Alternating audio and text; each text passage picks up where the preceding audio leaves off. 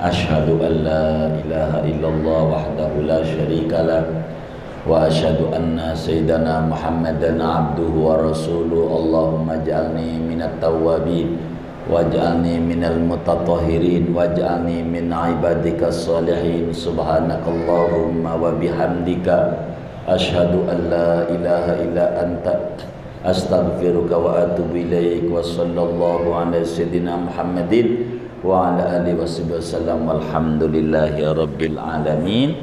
Baru baca surat Al-Qadar satu kali. Ya Rabbi bil Mustafa balligh maqasidana wa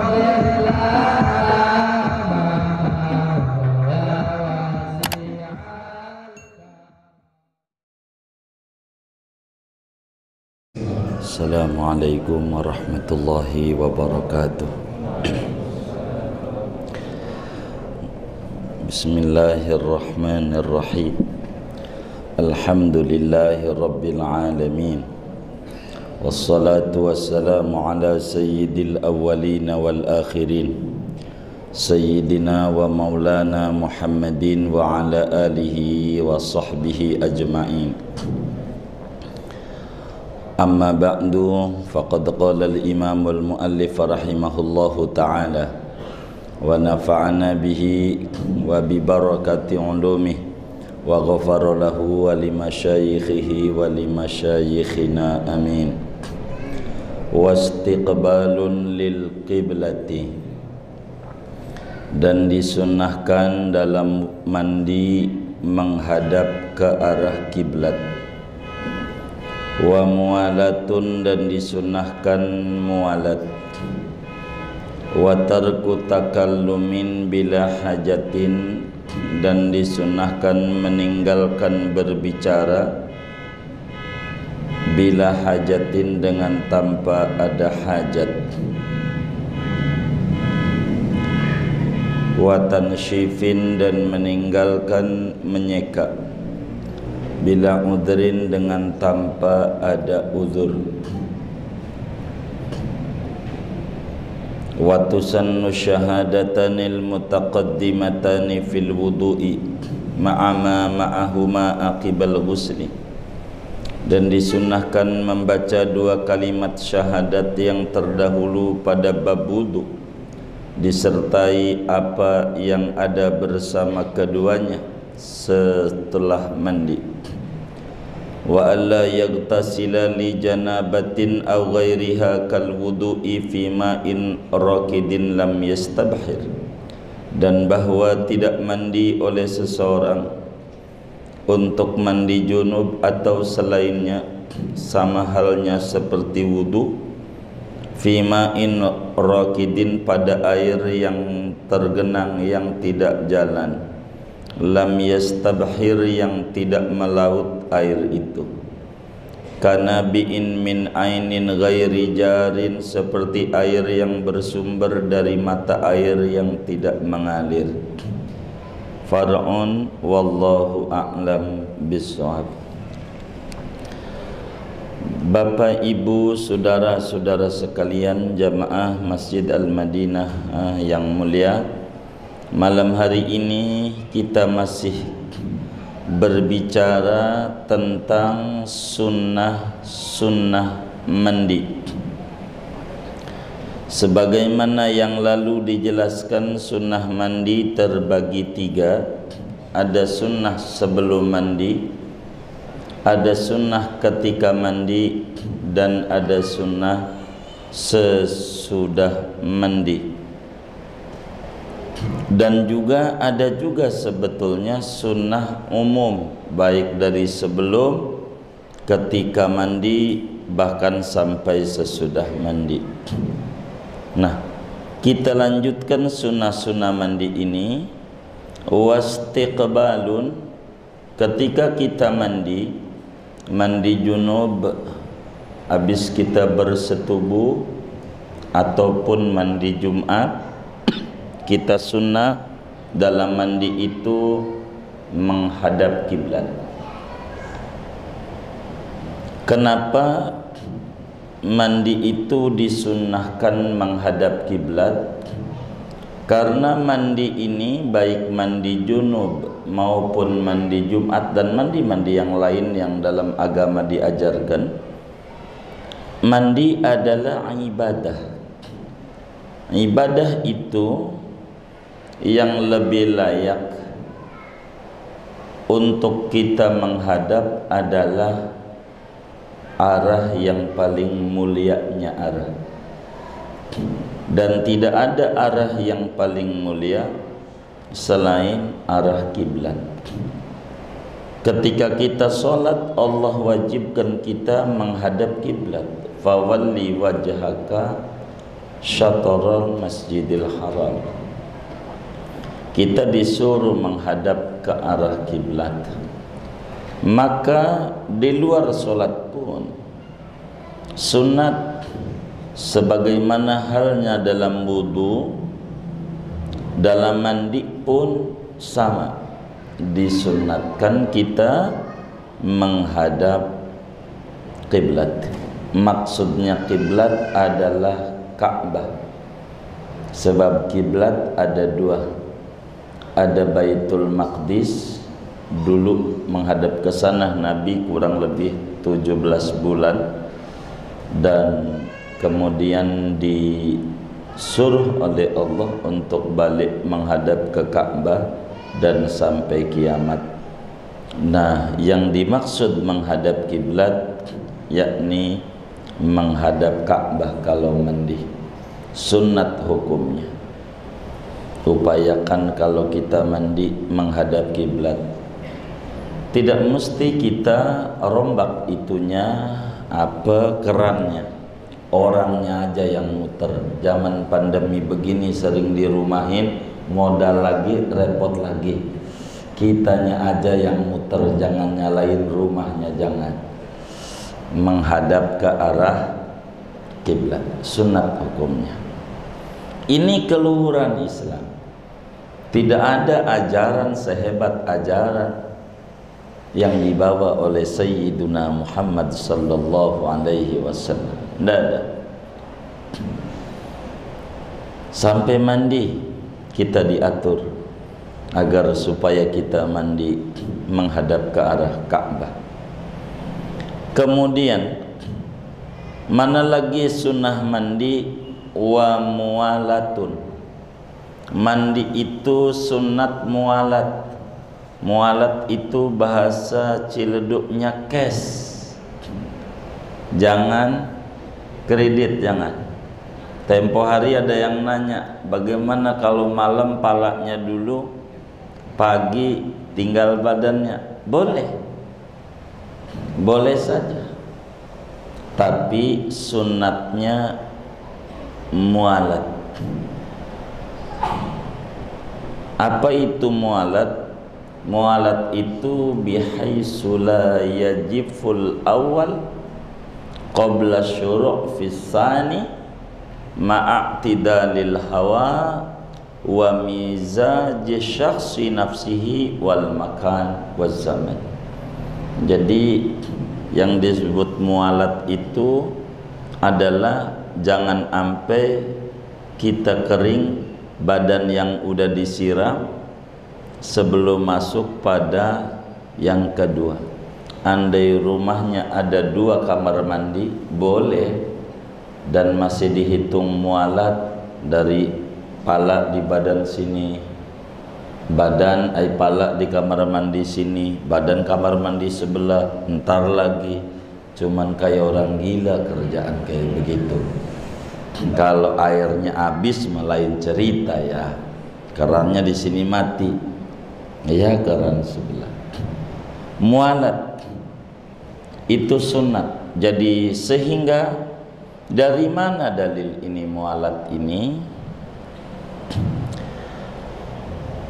Di dalam madhab Malik itu wajib mualat.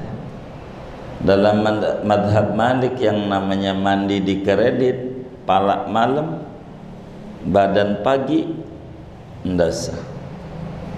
Karena madhab Malik dalam fiqihnya seperti dalam Al-Mudawwanah dan juga fikih-fikih Maliki lainnya itu watajibul mualatu fil ghusli, wajib mualat dalam mandi. Sementara dalam kaidah madhab Syafi'i itu sebagaimana dijelaskan oleh Imam Suyuti di dalam Al-Ashbah wa Nadzairnya, al-khuruj minal khilaf mustahabun, keluar dari perkhilafan ulama itu hukumnya sunat. Kita ambil biar enggak direwelin oleh ulama. Jadi mandinya sunat sekaligus, jangan dikredit mandinya, sunnah. Mualat. Kemudian sunnah kita dalam mandi itu tarku takallumin, jangan ngobrol. Kalau mandi itu jangan ngomong. HP ndak usah dibawa kamar mandi, ndak usah. Itu mau ampe lagi kamar mandi masih sempat-sempatnya main Mobile Legend. Siapa itu yang kayak begitu? Ya Allah, ngaji juga jangan-jangan orangnya ini. Ndak usah, HP ditunda. Mana sekarang makin canggih pakai 3G lah, udah mau 4G. Udah terus nih makin maju. Dia nelpon lah sama cewek kamar mandi, lagi ngapain ya? Mandi, bohong loh, nih diunjukin. Ya Allah, jangan, ndak usah ngomong dah, mandi dah. Ini menyebabkan menurun daya ingat. Kadang kita ngaji, habis ngaji lupa. Itu karena begitu. Ngobrol kamar mandi, ndak usah ngomong, tutup aja. Begitu. Supaya apa? Supaya jangan lama-lama. Kalau mau lama di masjid itu mau sholat kayak capung cebok, tapi kalau mandi sampai 2 jam. Padahal sampai 2020 mau habis, belum laku juga. Begitu, mau ngapain? Udah, nggak usah. Begitu. Mandi jangan ngobrol. Kenapa? Sunnatnya jangan ngobrol, sebab mandi ini ibadah. Yang namanya ibadah itu tak ada layak kecuali diisi zikir. Ngobrol kalam adami itu mengurangi nilai mandi, nilai ganjarannya. Jadi mandi ndak usah ngomong, ndak usah. Mandi itu jangan ngobrol mandi. Jadi HP matiin, begitu. Sunat tapi bila hajatin, tanpa ada hajat. Kalau ada hajat, anda apa-apa. Kita ngomong kamar mandi, kita butuh sabun, mana sabunnya nggak ada lagi semuanya, atau kerannya mati, airnya belum dicolokin. Nah, kita ngomong tolong colokin itu, pumpnya itu, ini mati. Nah itu namanya hajat. Dalam kaidah hukum al-hajat tunzalu manzilatad darurah wad darurah tubihul mahzurat. Hajat itu menempati di tempat darurat, sedangkan darurat itu membolehkan sesuatu yang tadinya dilarang. Jadi kalau ada hajat boleh. Seperti kita mandi rame di kali, ada teman kita ada ular mau nyamperin dia, biarin aja dah. Zaman ngaji juga kalau mandi mau nggak boleh ngomong, biarin dicatek-catek. Ini ndak boleh kayak begini. Namanya hajat. Hajat itu boleh. kalau ada hajat. Jadi kita ngomong tanpa ada hajat jangan. Kalau mandi diam saja. Itu mah ya Allah nyanyi di kamar mandi. Jangan. Tidak ada. Diam saja. Menyebabkan menurunnya daya pikir, cepat pikun. Jangan kalau mandi, jangan ngobrol. Kemudian watan syifin bila udhrin, sunat dalam mandi itu sesudah mandi, ini sudah mandi nih, jangan dilapin ya, jangan diseka, jangan diandukin, jangan. Kalau habis mandi wajib mandi Jumat, ini kalau bisa jangan dilap, jangan diseka, jangan dilap sama anduk. Kenapa? Karena banyak alasan.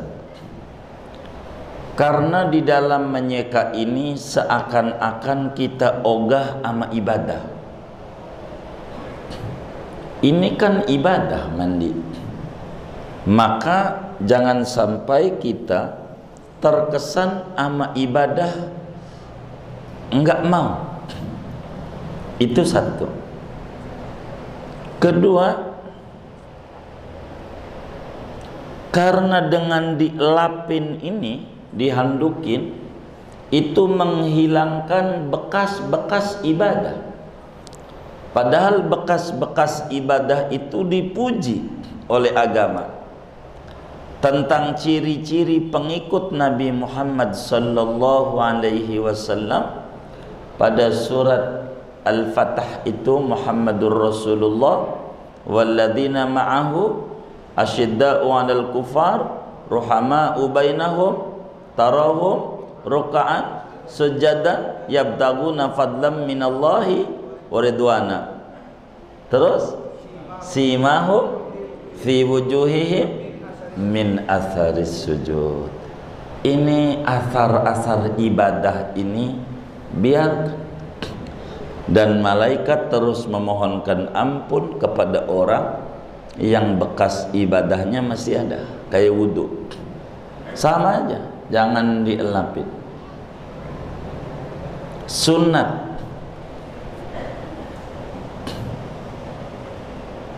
Imam Nawawi jelaskan di dalam kitab At-Tahqiqnya makruh.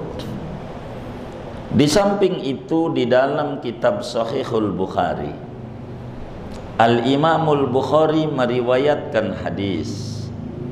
Juga di dalam Sahih Muslim, Al-Imam Muslim meriwayatkan hadis dari sepupunya Rasulullah sallallahu alaihi wasallam yang hafal hadis 1660 hadis di luar kepala disampaikan kepada umat, yakni Imam Abdullah bin Abbas radhiyallahu anhuma yang makamnya di Taif.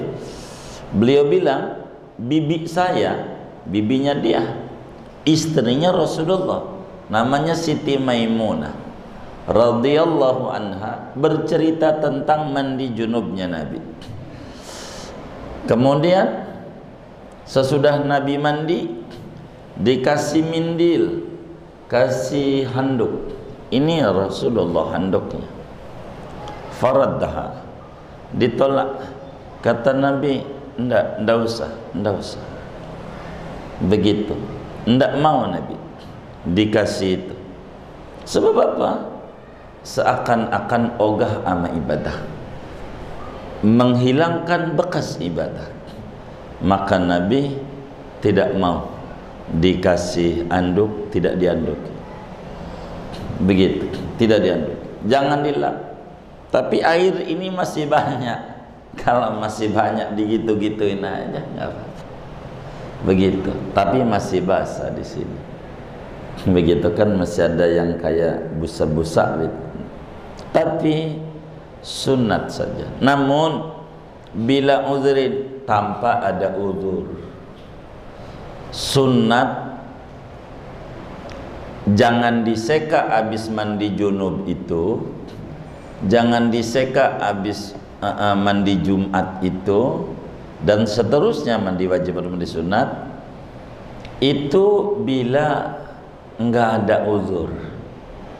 Bila mana ada uzur boleh,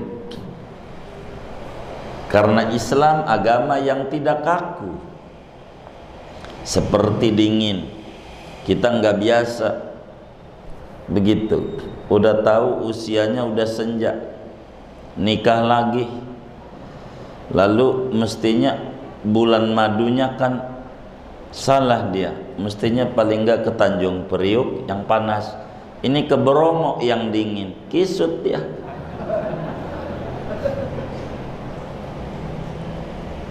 Tahu kisut Bang? Jangan dicatat.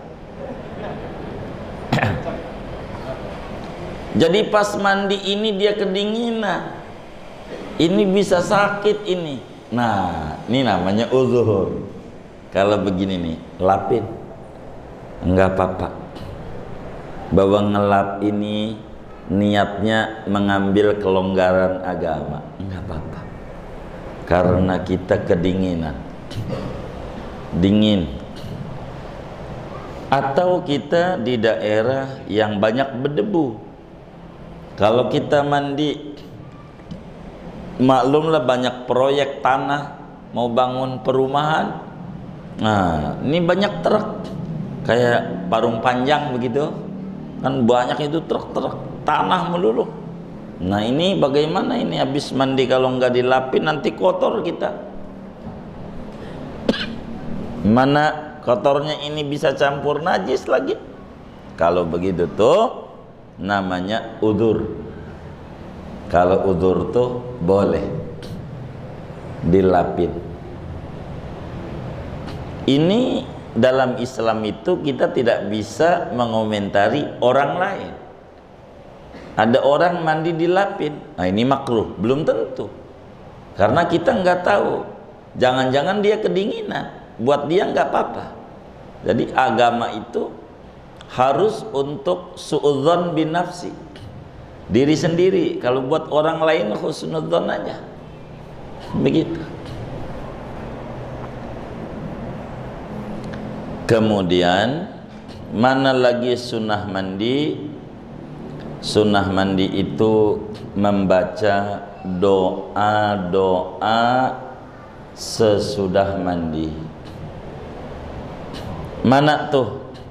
Yang pertama membaca syahadat, masih menghadap kiblat, tangannya diadu, diangkat begini, matanya lihat ke atas, ke langit, walaupun buta kitanya, karena nabinya begitu kalau mandi doanya matanya lihat ke atas, jadi tidak melihat dia buta atau tidak buta.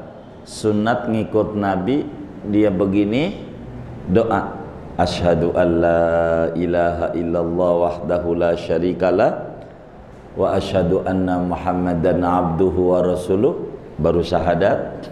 Terus doa, Allahumma ij'alni minat tawabin waj'alni minal mutatahhirin waj'alni min ibadika sholihin.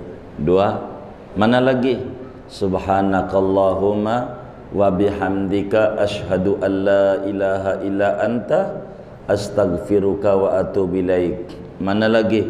Wa sallallahu ala sayyidina Muhammadin wa ala alihi wa sahbihi wasallam walhamdulillahi rabbil alamin. Mana lagi? Surat Al-Qadar sekali, tapi tidak mengangkat tangan. Biasanya kalau mandi kayak begitu enggak tuh? Innalillahi wa inna ilaihi raji'un. Ini kita bagaimana ya? Kita yang ngadain maulid, tapi kita juga yang menyalahi yang kita maulidi. Jangan, kita pelan-pelan. ikuti ajaran sahibul maulid Sayyiduna Muhammad sallallahu alaihi wasallam. Setapak demi setapak dah. Pokoknya al-muhim as-sair lal wusul. Yang penting kita menapaki, berjalan aja sedikit demi sedikit ajaran Nabi. Nanti juga sampai wusul ila ma'rifati haqiqatihil Muhammadiyah wa haqiqatihil Ahmadiyah. Tapi yang penting kita jalin dulu, dikit. Ajaran Nabi ini biar enak. Tangannya diangkat. Selesai baru baca surat Al-Qadar sekali. Ini selamat, sehat di badan. Ini yang kayak begini nih. Jadi muslim tuh harus ada di otaknya banyak takut. Takut nanti mati belum banyak mengenal ajaran Nabi. Itu yang banyak ditakuti. Jangan takut corona, jangan. Biasa aja itu mah. Sebelum ada corona juga mati banyak. Banyak nggak? Sebelum corona ini yang mati banyak. Begitu. Selepas corona ini ada vaksinnya, nanti ditemukan dibagi-bagi nih, nanti di akhir Desember ada mati juga nggak? Iya, mati lagi banyak. Sama aja mati. Begitu. Yang pakai masker mati nggak kira-kira? Mati. Yang nggak pakai mati semuanya. Jadi yang harus ditakuti itu bagaimana kita umat Muhammad, tapi kita masih banyak sunnah-sunnah dan ajaran beliau yang kita belum amali. Ini yang perlu ditakuti dalam hidup. Kita dikit-dikit aja ajaran Nabi ini, biar kita ini sempurna. Gitu. Dalam mandi aja. Sebab ini daripada keluhuran kita punya ajaran yang diajarkan oleh kita punya Nabi yang luar biasa. Boleh tanya sama saudara kita orang Buddha, ada nggak dia mandi habis kelonan sama bininya kayak begini nih ajarannya di kitab sucinya? Bisa ditanya. Sama orang Hindu di kitab Wedanya begitu. Sama orang Kristen, baik itu di Injil Perjanjian Lama mau di kitab Kejadian, Keluaran, Imamat, Bilangan, Ulangan, mau Injil Perjanjian Barunya, Matius, Lukas, Yohanes, Markus, cek di pasal berapa, ayat berapa, bagaimana cara mandi. Nah, saudara, bila keluhuran ajaran lalu kemudian kita kurang mau mengikuti, lalu siapa yang mau mengikuti ini ajaran? Yang kayak begini-begini nih yang perlu. Makanya saya sedih kadang muslim ribut kalau udah maulid, dalil maulid ada apa kagak. Ini Nabi kudu tahu. Jangan ngeributin. Sunnahnya kau pakai, tapi sahibus sunnah kau tak boleh dikenal. Ini tak benar, ini kayak begini. Ini kan ajarannya. Kita harus tahu yang ajarin ini. Itulah maulid. Namanya si empunya sunnah, sahibus sunnah, Sayyiduna Muhammad sallallahu alaihi wasallam. Ini kita harus tahu agar supaya kita bisa diamalkan ajaran Nabi. Ya Allah, indah sekali ajaran Islam. Kita pakai. Tapi yang dari Nabi langsung, waj'alni min ibadikas sholihin, itu daripada para ulama. Sampai waj'alni minal mutatahhirin, bunyi hadisnya. Tapi ulama tidak bakalan sembarangan ngajarin kita begitu. Pasti mereka ada isyarat-isyarat. Jadi kita pakai asyhadu an la ilaha illallah wahdahu la syarikalah wa asyhadu anna sayyidana Muhammadan abduhu wa rasuluh. Allahumma ij'alni minat tawwabin waj'alni minal mutatahhirin waj'alni min ibadikas sholihin. Subhanakallahumma wa bihamdika asyhadu an la ilaha illa anta astaghfiruka wa atubu ilaik. Wa sallallahu ala sayyidina Muhammadin wa ala alihi wasallam. Walhamdulillahi rabbil alamin. Baru baca surat Al-Qadar satu kali. Ini biar bagus man. Biar sempurnalah kita mandi.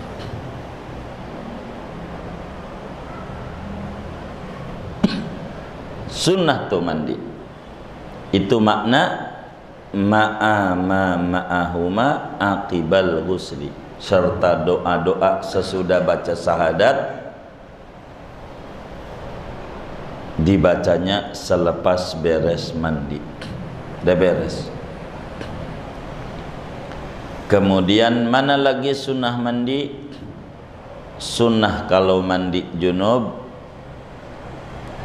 jangan airnya tidak mengalir, kecuali bila banyak, kayak kolam renang airnya kan banyak, melaut airnya kalau bisa mengalir, mandi tuh. Sebab di dalam kitab Sahih Muslim, Al-Imam Muslim meriwayatkan hadis bahwa Rasulullah sallallahu alaihi wasallam bersabda, kata Nabi, la yaghtasilu ahadukum fil ma'ir raqid wa huwa junub. Kata Nabi, janganlah mandi seorang kamu pada air yang tidak mengalir padahal dia junub. Jangan begitu kalau tidak mengalir. Itu juga catatannya lam yastabhir, bila tidak melaut, maknanya bila tidak banyak. Kalau banyak maka kayak kolam renang, ya kamar mandi kita bak kecil begitu, kata kita saya nggak bakalan, emang badan gua gedean, masuk juga susah ke situ begitu. Bukan itunya. Air yang tidak mengalir ini aman Nabi dilarang, tapi makruh saja, boleh gitu, cuman sunat begitu, sunat saja. Contoh seperti mata air begitu, yang bersumber dari mata air lalu enggak mengalir segitu-gitu aja, suka ada itu air kayak begitu, nyumbernya segitu aja, enggak kemana-mana, itu makruh. Tapi kalau banyak tidak, kali ya mengalir, kalau kali itu begitu. Mana lagi nih sunnah mandi? Tapi Fathul Muin tidak menyebutkan, masih banyak ini sunnah mandi. Ulama sebut sampai 28 lebih itu ditulis. Ini buat ibu-ibu, mumpung kaminya ingat. Selepas mandi itu vaginanya, habis mandi, khusus mandi head, mandi nifas, selepas mandi vaginanya dikasih parfum, misik, itu sunat, dikasih misik pakai kapas. Jadi ini kapas umpamanya, ditempelin minyak wangi, lalu ditempelin aja di sawah miringnya, jangan dicatat, tempelin. Ini biar dia tidak kanker rahim, biar dia tidak ada miom, biar dia tidak keputihan, biar dia memiliki kesuburan pada rahimnya. Banyak penyakit-penyakit yang muncul pada organ intim perempuan itu, kata Syekh Ali Ba'atiyah di dalam kitab Ghayatul Muna, disebabkan karena perempuan Islam teledor, tidak mengikuti ajaran nabinya. Siti Aisyah radhiyallahu anha itu kalau ngajar nyuruh betul bagaimana dia supaya jaga organ intim biar bagus. Kalau bisa pakai misik minyaknya, kalau enggak mau malaikat subuh, mau malaikat dohor, asar, macam-macam yang dagang. Iya, yang penting jangan minyak bekas goreng ikan peda, jangan. Itu jangan pakai minyak itu, kata abang kita barusan tuh. Jangan, jalanta kata namanya. Jangan dah, ngeri semutan. Tapi pakai minyak yang bagus, misik, kesturi, itu bagus. Ini sehat di organ intimnya dan enak dia di badannya.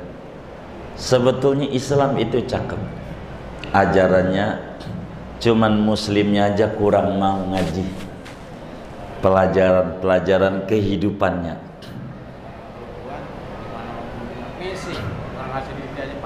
Oh, bagaimana kebeli misi kalau lakinya duitnya pas-pasan, minimal pakai sabun aja dah. Sabun apa dah, terserah aja. Lux boleh, iya. Mau krim ekonomi boleh. Sabun apa? Colek ya. Ini gitu, boleh aja. Kalau lakinya ngasih duitnya dikit. Hah? Biar apa? Biar kesep katanya. Ini diantara ajaran mandi. Saya mau tutup dah segini aja, buat tanya jawab saja, begitu waktu yang ada. Begitu. Ini saya baca Far'un, ini materi baru. Selesailah pembahasan tentang sunnah-sunnah di dalam kita mandi, baik mandi wajib yang ada 6 penyebabnya maupun mandi sunat yang ada 17. Jadi ada 23 macam mandi yang diajarkan dalam agama. Banyak mandi-mandi yang disuruh ini, semuanya sunnah-sunnahnya sama. Mudah-mudahan Allah beri kita taufik dan ilmu kita manfaat. Amin ya rabbal alamin.